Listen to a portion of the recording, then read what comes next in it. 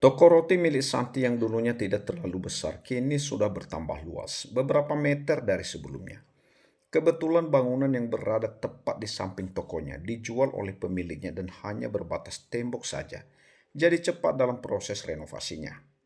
Santi masih mempertahankan konsep toko rotinya seperti ala-ala kafe yang asik untuk bersantai. Namun kali ini konsepnya lebih matang karena langsung didesain oleh orang yang ahli di bidangnya. Dan semua itu tak lepas dari campur tangan sang suami. Area dapur sekarang juga lebih luas dan Santi juga menambah beberapa pegawai yang dia khususkan sebagai pelayan dan ada juga tukang cuci. Sedangkan untuk kasir masih dipegang Ana, wakil Santi tetaplah Bu Meni. Tapi untuk urusan dapur, Santi sudah membagi para pegawai lamanya untuk menghandle perkuean. Contohnya ada Santi yang pegang cupcek, Anis fokus ke mendekorasi kue, Reni pegang perboluan. Ada Denny yang menyiapkan berbagai salad buah sebagai menu tambahan di sana. Pokoknya ada tugas masing-masing untuk karyawan lama. Selain salad buah, kue tradisional, Santi juga menambah es krim. Untuk pelengkap dengan diracikan sendiri salah satu karyawannya, yang jelas makin lengkap. Mbak, ada Mbak Melda, kata Bu Meni yang menghampiri Santi di dapur. Ibu anak satu itu, sedari datang tadi, memang sibuk memantau pekerjaan karyawan bagian dapur. Karena hari ini pesanan lumayan banyak. Oh, suruh tunggu di lantai atas saja, Bu, kata Santi. Tolong siapin minuman untuk dia dan bilang bentar lagi aku naik. Sambungnya. Baik, Mbak, sahut Bu Meni. Di lantai atas, seperti yang sudah kita tahu, ada ruangan kantor untuk ruangan pribadi untuk Santi. Tapi karena sekarang bertambah luas, jadi Santi membuat tempat bermain juga tempat santai untuknya. Menemui keluarga ataupun kerabat dekat yang datang ke sana. Sepeninggal Bu Meni, Santi melanjutkan aktivitasnya kembali. Ini kayaknya bagus kalau dikasih mawar deh, guys. Usul Santi memberikan pendapat pada Anis yang sedang menghias kue tart. Bikin dua yang tak terlalu besar dan satu yang lebih besar dari keduanya. Sambung Santi lagi. Ah iya Mbak, jawab Anis. Semuanya saya tinggal dulu ya. Ada tamu dan jangan lupa sebentar lagi jam makan siang. Jadi kalian jangan lupa makan siang. Kata Santi. Awas, kalau sampai saya tahu ada yang tetap bekerja di dapur saat makan siang. Sambungnya lagi. Baik Mbak, jawab semuanya dengan serempak. Mereka cukup senang bisa bekerja dengan Santi karena biasanya mereka itu adalah wanita yang bertipe baik, ramah dan tak segan-segan melontarkan uangnya untuk sekadar mentraktir mereka semua ataupun memberikan bonus yang membuat mereka tambah semangat bekerja. Sudah lama Mel, tanya Santi dari arah belakang. Melda duduk sehingga membuat Melda langsung menolehkan kepalanya melihat sang sahabat yang berjalan semakin dekat. Belum kok San, kamu lagi sibuk ya? Tanyanya. Sebiasa mungkin meskipun hatinya terlalu deg-degan saat ini untuk menghadapi sang sahabat. Enggak begitu, cuma memang pesanan lagi banyak hari ini, jawab Santi. Santi dan Melda duduk saling berhadapan dengan meja yang menjadi penyekat antara keduanya. Santi menatap lekat-lekat sahabatnya itu sehingga membuat Melda salah tingkah sendiri. So, beo Santi dengan mata yang masih menatap Melda. Aku dekat sama Nick sejak kamu mengadakan acara maternity. Cicit Melda memulai ceritanya. Menatap sang sahabat beberapa detik untuk melihat bagaimana ekspresi Santi sebelum melanjutkan ceritanya. Lalu, tanya Santi yang seakan sudah tidak sabar untuk mendengar semuanya. Pulang dari tempatku, ternyata mobil aku mogok. Dan itu di tempat sepi. Saat aku turun untuk memeriksanya, tak taunya ada beberapa orang yang sedang dalam keadaan mabuk datang menghampiriku. Tapi untung saja Nick datang dan menolongku. Kalau tidak, entah apa yang sudah terjadi padaku saat itu. Cerita Melda lagi yang membuat Santi kaget setengah mati. Kok kamu gak cerita sama aku akan hal itu? Tahu gitu kamu gak aku izinin untuk pulang malam itu. Seru Santi tanpa sadar menaikkan nada suaranya. Aku diantar pulang sama Nick. Dan milik aku, dia yang urus. Papar Melda. Kamu tahu gimana ayah aku kan Santi? Begitu tahu anak gadisnya diantar seorang pria dengan waktu yang sudah larut. Ayah langsung saja menginterogasi Nick. Ini itu sampai aku tak enak sendiri dibuatnya.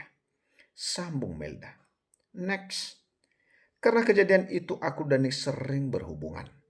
Walaupun hanya sekedar bertukar kabar dan menanyakan keadaan mobilku yang ada padanya. Imbuh Melda. Terus, tanya Santi yang kali ini sudah menopang kepalanya menggunakan salah satu tangannya. Sangat terlihat sekali jika sahabat Melda itu begitu antusias mendengar cerita sang sahabat. Iya, terus waktu kamu lahiran Andi, kuingat aku datang hampir barengan sama Nick tibanya.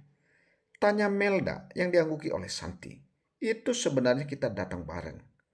Nick jemput aku, tapi memang kita memutuskan untuk tak bersamaan saat masuk agar kalian semua tidak curiga. Sambung Melda. Kami jadian itu 1 hari setelah kelahiran Andi. Imbuh Melda. Terus kenapa nggak cerita sama aku? Tanya Santi. Aku cuma nggak mau kalau hubungan yang masih baru harus digembar-gemborkan. Takutnya nanti jika tiba-tiba kami putus dan tak punya hubungan lagi. Jawab Melda. Dan aku juga nggak mau kalau aku sama Nick seandainya kemarin tak ada jodoh. Dan kami putus. Terus kamu tahu aku sedih, nangis-nangis. Pasti kamu bakal samperin Nick dan ngamuk sama dia. Seperti yang kamu lakuin pada mantan-mantan aku yang dulu. Apalagi Nick yang notabene adalah sahabat sekaligus bawahan suami kamu. Pasti kamu akan lebih barbar mengamuknya sama dia. Jelas Melda. Santi memang selalu jadi garda terdepan jika Melda disakiti oleh para mantan kekasihnya yang semuanya BRXXK. Menurut Santi. Terus gimana kamu sama Nick yang akhirnya memutuskan untuk lebih serius? Tanya Santi yang semakin penasaran.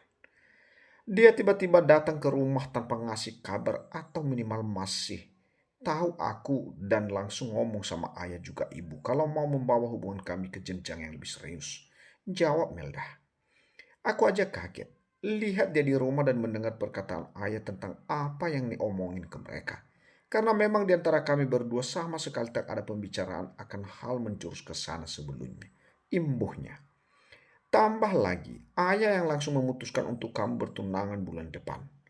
Dan 1 bulan berikutnya kami akan langsung menikah. Sambungnya. Keputusan itu langsung ayah dan ibu buat. Karena memang mereka sudah begitu ingin aku segera menikah. Apalagi melihat kamu yang saat ini sudah menjadi seorang istri sekaligus ibu. Lamaran Nick tentu saja menjadi angin segar yang tak mungkin mereka sia-siakan. Kata Melda dengan nada yang terlihat frustasi saat menceritakan bagian ini. Membayangkan wajah Melda saat itu saja sudah membuat Santi tersenyum. Nyaris tertawa lebih tepatnya. Dia tahu betul Melda adakah bukan tipe orang yang suka dipaksa. Karena biasanya semakin dia dipaksa maka Melda akan semakin berontak. Selamat siang Tuan. Di mana istriku? Tanya Calvin pada salah satu pegawai sang istri. Nick dan Calvin baru saja sampai di toko roti milik Santi. Karena setelah matanya mengedar memandang sekeliling dan sama sekali tak mendapati istrinya, maka Calvin pun langsung menanyakan tentang keberadaan sang istri. Ada di lantai atas Tuan, jawabnya. Setelah mengucapkan terima kasih, Calvin pun melangkahkan kakinya menuju ke lantai 2. Rasanya sudah begitu rindu sehingga ingin segera bertemu dengan wanita tercintanya. Sayang, panggil Calvin yang sudah melihat Santi duduk bersama dengan Melda. Mas, sini. Kata Santi dengan tangan melambai-lambai memanggil sang suami beserta asistennya. Kedua laki-laki tampan itu pun langsung mengambil posisi duduk di samping wanita tercinta mereka masing-masing. Andi mana yang? Tanya Calvin yang tak melihat bahkan mendengar celotehan putra tampannya. Ada di ruangan pribadi aku. Lagi tidur dan dijaga Emma. Jawab Santi. Gimana pertemuan sama kliennya? Lancar? Tanya Santi. Sahut Calvin. dengan menganggukkan kepalanya. Calvin dan Nick datang setelah bertemu sekian makan siang dengan klien perusahaan Under. Jadi wajar saja kalau Andi juga sudah tidur. Beberapa saat setelah kedatangan Nick dan Calvin, salah satu pelayan toko ke atas dengan membawa 2 gelas minuman dan beberapa kue untuk mereka. Deham Nick yang ingin berbicara sesuatu dengan kedua orang yang kini duduk di depannya. Calvin dan Santi juga Melda langsung fokus melihat ke arah Nick begitu mendengar dehaman pria itu. Nyonya muda, Tuan, sebelumnya saya ingin minta maaf karena tak memberitahu akan hubungan saya dan Melda. Ucap Nick. Sebenarnya tak ada niat untuk menyembunyikan. Namun, sambungnya. Nggak usah diteruskan Nick, karena Melda juga sudah menjelaskan semuanya. Potong Santi. Lagian kamu ini Nick, ngomong kok formal banget. Padahal di sini cuma ada kita berempat. Timpal Calvin yang merasa tak suka juga sahabatnya sekaligus asistennya itu begitu formal padanya. Padahal sedang tidak dalam situasi bekerja. Hehehe, ke bawah Calvin, kata Nick sambil menggaruk kepalanya yang sebenarnya sama sekali tidak terasa GATAL. Tapi Nick, jika kamu sampai menyakiti sahabat aku, kata Santi dengan penuh penekanan dan tangan kanan yang sedang memegang garpu diacungkan ke arah Nick. Yang membuat Nick menelan ludahnya secara keasaan. Dia takut jika salah-salah garpu itu mengenai wajah tampannya karena jaraknya yang begitu dekat. Kamu akan tahu akibatnya. Sambung Santi dengan penuh penekanan ditambah garpu tersebut ditancapkan secara kuat dan kasar di kue. Depan Santi seolah sedang betul-betul memperingati Nick. Jika melakukan apa yang Santi takutkan maka dirinya akan berakhir seperti kue tersebut. Babak baik Santi. Tapi aku tidak bisa berjanji. Namun akan berusaha untuk menepatinya. Jawab Nick memilih kata-kata yang pas agar garpu yang masih setia di tangan Santi tak melayang ke arahnya. Menurut Nick, lebih menakutkan melihat Santi marah daripada saat Calvin yang marah. Baik, aku pegang omongan kamu, sahut Santi. Melda yang melihat apa yang dilakukan sahabatnya merasa sangat terharu sekaligus bahagia. Karena begitu, peduli dan sayangnya Santi pada dirinya. Apa yang dilakukan Santi cukup menggambarkan semuanya. Terus kapan rencana pertunangan kalian? Tanya Calvin. Bulan depan. Lebih tepatnya akhir bulan Calvin. Jawab Nick. Kamu bisa adain acara di ballroom, salah satu Andero Hotel. Kata Calvin. Pilih saja kamu mau di mana. Sambungnya lagi. Mungkin aku akan memilih nanti saat pernikahan kami. Karena kalau untuk pertunangan Melda dan keluarga lebih memilih mengadakannya di rumah Melda. Kata Nick. Benar, kami akan mengadakan acaranya di rumah. Lagian cuma acara sederhana dan hanya dihadiri keluarga dekat sama lingkungan sekitar. Sambung Melda. Lagian sayang uangnya, imbuhnya lagi. Hei Nona Melda, nggak usah pusingin soal uang, kata Santi. Calon suami kamu itu memang seorang asisten, tapi bukan sembarang asisten. Karena asisten dari pemimpin Andero Group yang bekerja bukan baru 1 atau 2 hari. Dan yang pasti uangnya pun tak akan terhitung jumlahnya, ujar Santi. Sebagai istri dari pemimpin Andero Group, tentu saja Santi tahu berapa gaji yang diterima oleh Nick. Dan belum lagi kalau ada bonus-bonus yang mengalir dari suaminya. Pertemuan yang awalnya diperkirakan akan terjadi kemarahan sehingga membuka ketegangan, ternyata berjalan tak seperti bayangan. Mereka berempat mengobrol dengan santai. Dan mereka beberapa kali diselingi dengan gelak tawa dari mereka. Baru saja selesai makan malam, Calvin dihubungi sang mama dengan keadaan panik. Ada apa mas? Tanya Santi yang melihat perubahan raut wajah dari suaminya. Calvin meraup dengan kasar wajahnya sebelum menjawab pertanyaan dari Santi. Mama minta kita buat nyusul ke rumah sakit, jawab Calvin. Ke rumah sakit? Ulang Santi dengan sudah mengerutkan dahinya. Kenapa? Siapa yang di rumah sakit? Tanya Santi bertubi. Reta, jawab Calvin. Reta, maksudnya Reta yang masuk rumah sakit. Kenapa, Mas? Tanya Santi dengan nada yang khawatir. Aku juga belum tahu kenapa, tapi kata Mama tadi Reta ditemui Daniel dalam keadaan tak sadarkan diri di depan pintu kamar mandi. Jawab Calvin seusai informasi yang dia dapatkan dari Mama Lira.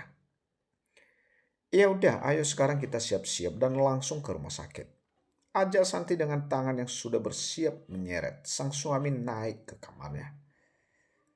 Tunggu dulu sayang, cegah Calvin dengan menahan tangan Santi, sehingga mau tak mau Santi menghentikan kakinya yang hendak melangkah. Andi gimana? Tanyanya. Jadi biar kau saja yang melihat keadaan Reta di rumah sakit. Kamu di rumah saja, nunggu kabar dariku, imbuhnya. Santi menghela nafasnya beberapa kali untuk menenangkan hatinya dan pikirannya karena saking paniknya dia sampai melupakan jagoan kecilnya. Baiklah, tapi kamu hati-hati dan berangkat bareng supir. Jangan berkendara sendiri karena ini sudah malam, kata Santi. Calvin yang sudah begitu lelah dengan segudang aktivitas di luar, membuat Santi khawatir jika suaminya itu nanti ngantuk saat berkendara akibat efek lelah dan takut malah terjadi hal-hal yang tidak diinginkan nantinya. Iya, aku akan ajak Pak Jay, jawab Calvin. Santi dan Calvin menuju ke lantai 2, lebih tepatnya di kamar mereka untuk Calvin bersiap-siap. Maklum, karena semula tak akan pergi, jadi Calvin tadi hanya memakai pakaian rumahan, yaitu hanya kaos sama celana pendek saja. Hati-hati dan jangan lupa kabarin begitu sampai di rumah sakit, pesan Santi saat Calvin hendak masuk ke dalam mobilnya. Iya sayang, aku berangkat dulu, pamit Calvin lalu masuk ke dalam mobilnya. Pak Jai, hati-hati bawa mobilnya. Jangan ngebut-ngebut, pesan Santi pada supir suaminya.